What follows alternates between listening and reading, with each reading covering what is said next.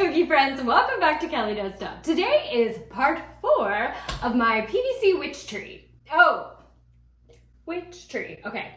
And I was originally going to show you how I was going to add branches and light, but then ran into some things. What is this? Why is this like this? I did a bad thing, you guys. Oh no. I decided to work on another part of the tree. So we're gonna go low down to the roots of the tree because the PVC tree itself is going to hold like 4, 5, 6 buildings. We're kind of still figuring that out. But then I also have other witch buildings and witch accessories that I want to place around the roots and around the other parts of the display. And I knew I wanted to have some sort of platforms that were tree-like maybe the stumps, like a tree stump, but I wasn't really sure how I was gonna make those. And then I had an idea because I saw a bunch of these in my yard area because I just save things because I'm like, I don't know, I could probably do something with this one day. And so we are going to make tree stumps out of flower pots. If you don't have them, I did see them at the dollar store. So we're gonna use a pot and we're gonna use clay. And what I love about this project, well, one of the things, is maybe you don't wanna make a PVC tree. Maybe you don't want this like huge thing. People are like, where are you gonna store this? I don't, whatever, it's not my problem. This is a great project if you just wanna create other accessories for various other parts of your village. Maybe you've got a swamp area, you've got forest. I'm making the tree stumps to be like a platform to put some of my smaller witch accessories on. I'm gonna show you in this video 2 different sizes. I don't know what I'm saying. I lost track of my thoughts and it's hot. Let's rewind. You can make them any size. If you don't want them this big and you just want like the tree stump itself to be an accessory, just use a teeny tiny pot or another container-y shaped thing. I cleaned out my pot. I just feel like I mentioned that. It's probably gonna be obvious to you. I just feel like it's rambling because I'm hot. I can't think when I'm hot. Shut up, nobody cares that you're hot. Okay, did we get it? Did we get the idea?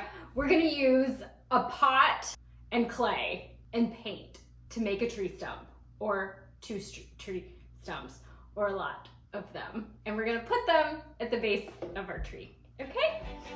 Okay, so here are our supplies. I'm using air dry clay and I also have a piece of EPS foam.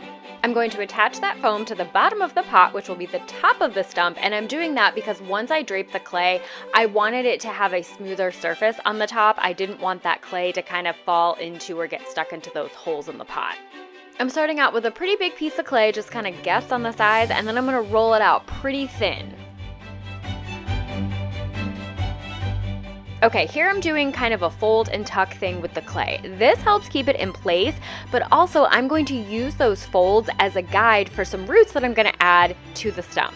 Okay, confession time. I don't have a lot of experience working with clay. I don't know if anything that I'm doing here is good technique, is something that you are supposed to do. I definitely could have researched this ahead of time, but I just don't have the patience for that because when I get an idea to do something, I just kind of wanted to dive right in. So I'm just gonna show you how I did this. I think it worked out pretty well. I like the end result. But if you've got some actual clay knowledge, please leave that in the comments so we can learn some good clay techniques.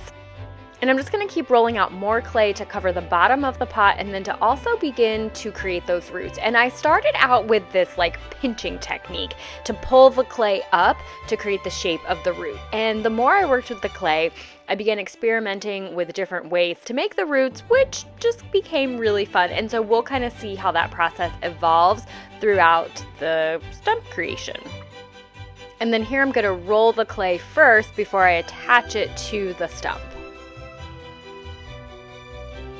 To get rid of the seams and blend everything together better, I started out by using my finger, and then I remembered that I have clay tools. I have no idea what any of these are or what they're actually supposed to be used for, but I just kind of made them work for what I needed. This is the tool that I use the most. One side of it is like a half circle, and then the other side is pointy. The half circle side was really great for blending and smoothing out my clay. Both of these were really good for adding texture and detail to the bark.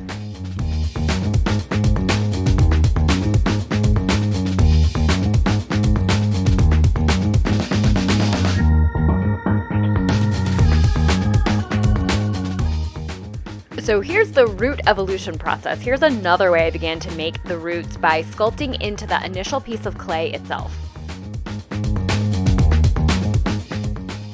I'm using the little notches that I made around the top of the stump as a guide point for where I want to start adding these roots. And I had looked at several pictures of different tree stumps, and I kind of combined different things that I liked into this one stump.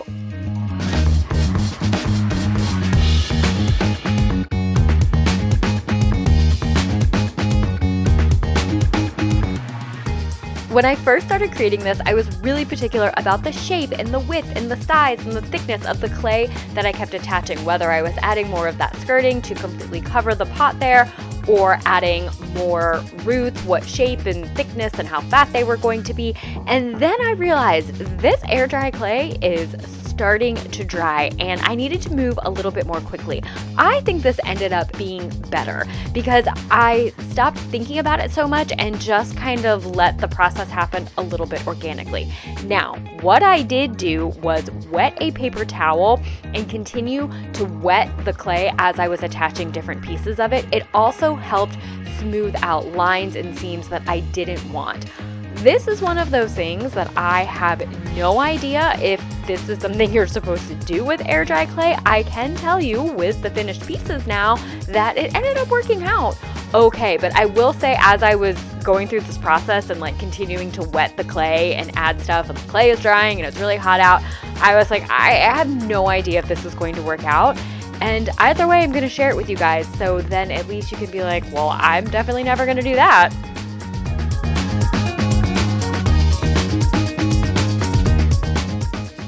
So I was kind of timid several times while detailing this clay, not really wanting to press very hard. It's like I was afraid I was going to mess it up, which is kind of funny because then I could have just smoothed it out.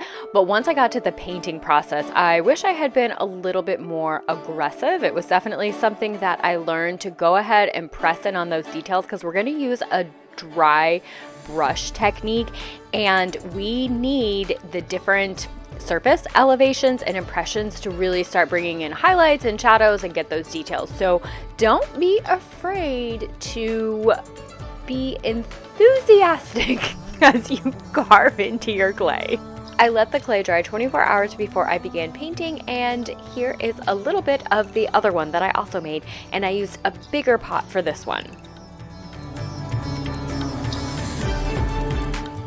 I'm applying a dark brown as my base color for this first tree stump. It would have been more efficient for me to paint both of these stumps at the same time, applying the base coats at the same time and the highlights. However, I decided not to do that because I don't have a lot of experience painting clay. And I've never painted a tree stump before. So I thought, I might learn a little bit by just doing this whole tree stump with all of the different highlights and shadows and different colors from beginning to end, and then move on to my next tree stump. And I'm really glad that I did because on the next one, I decided to go with a black base coat. For the look that I was going for, I just felt like this allowed for greater contrast between the darker areas of my stump and then the lighter areas that I was going to add with the dry brushing.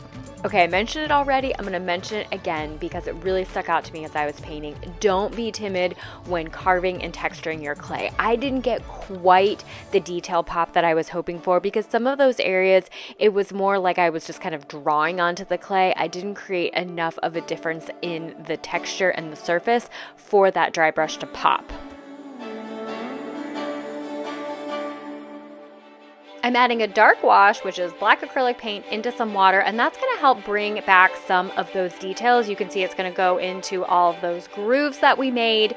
This was especially important for this tree stump since I did not do a black base coat. I felt like I lost a lot of my darker features as I applied the highlights. And then later, I felt like I still didn't have enough of that darkness and shadows. And then I went in with just straight black paint, undiluted, and filled in some of those spots where I wanted it to be a little bit darker.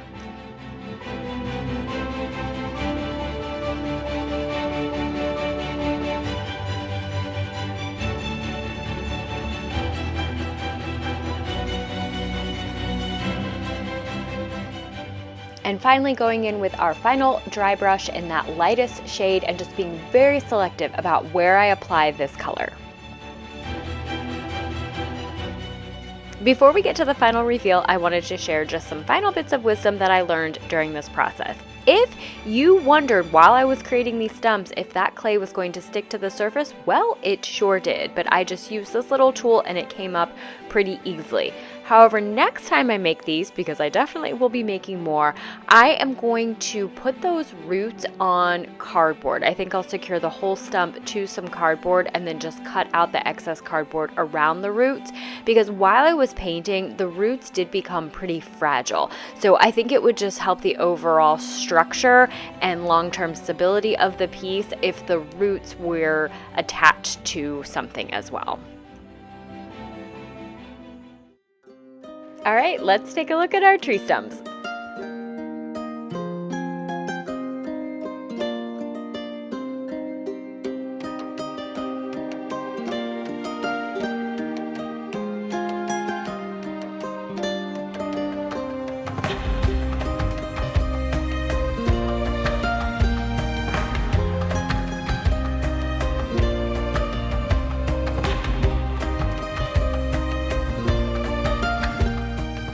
I don't know the exact accessories I'm going to place on these stumps, and I'm going to wait until the display is fully up to really arrange that moss the way I wanted to, but I still wanted to get an idea of how these are going to look.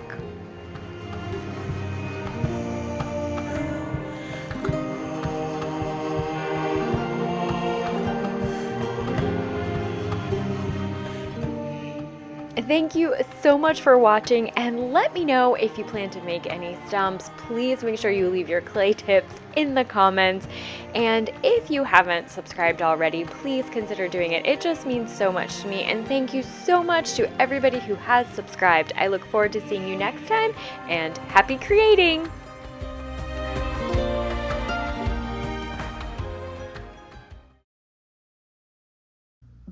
Okay. Oh, right, yeah.